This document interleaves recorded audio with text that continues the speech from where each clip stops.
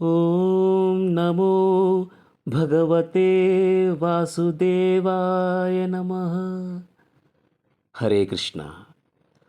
पापांकुशा एकादशी का व्रत भगवान विष्णु को समर्पित है और इसे अश्विन मास के शुक्ल पक्ष की एकादशी के दिन रखा जाता है। पापों से मुक्ति पाने के लिए मनुष्य जीवन भर जतन करता है, लेकिन इस एकमात्र एकादशी का व्रत करने से उसके सारे पाप नष्ट हो जाते हैं और मनुष्य को यमलोक के दुख नहीं भोगने पड़ते हैं। ऐसा माना जाता है कि व्रत कथा का पाठ करने से भगवान विष्णु की कृपा से सभी मनोकामनाएं पूरी हो जाती है और मृत्यु के पश्चात मोक्ष की प्राप्ति होती है और समस्त पापों से मुक्ति मिलती है। इसका महत्व स्वयं श्री कृष्ण ने युधिष्ठिर को बताया था। जाने ये कथा।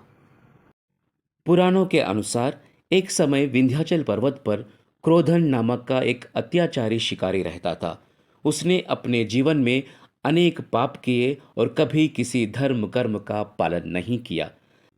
अपने पाप कर्मों के कारण जब उसके जीवन का अंत निकट आया, तब यमदूत उसे लेने के लिए आए।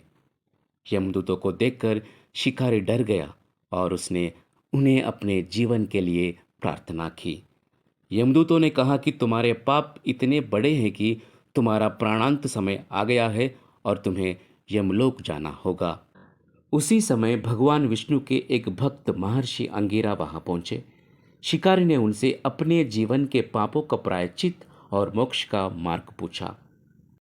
महर्षि अंगिरा ने उसे पापांकुशा एकादशी का व्रत करने की सलाह दी।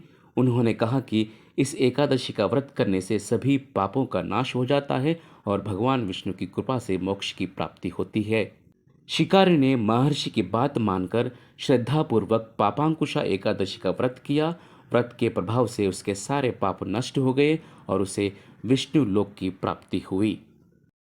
इस प्रकार पापांकुशा एकादशी का व्रत करने से व्यक्ति को पापों से मुक्ति और भगवान विष्णु की शरण प्राप्ति होती है। इस एकादशी के बराबर कोई व्रत नहीं। जब तक मनुष्य पद्मनाभ की एकादशी का व्रत नहीं करते हैं, तब तक उनकी देह में पाप वास कर सकते हैं। इस वीडियो में इतना ही। फिर मिलेंगे अगले वीडियो में। धन्यवाद।